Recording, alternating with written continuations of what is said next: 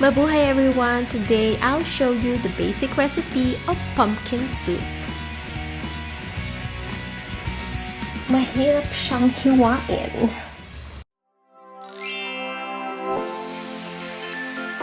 We then remove the seeds from the pumpkin. Hi! So I'm going to make kalabasa soup or corbis soup. We need kalabasa or corbis, 1 onion, garlic, vegetable broth, cream. To start, we just saute garlic and onion. When the onion is translucent, we can add our pumpkin. Cook it for about 8 to 10 minutes. So now it's the time to put on our vegetable broth. We'll cook this for 15 minutes.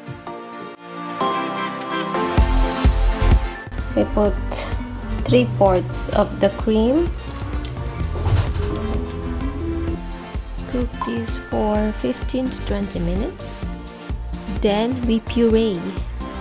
We'll add the remaining cream.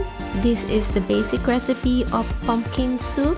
You can also, of course, level it up by adding coconut milk, cinnamon or ginger, nutmeg and cloves, some carrots and sour apple. Also for thick soup, you can add coconut milk or use thick cream.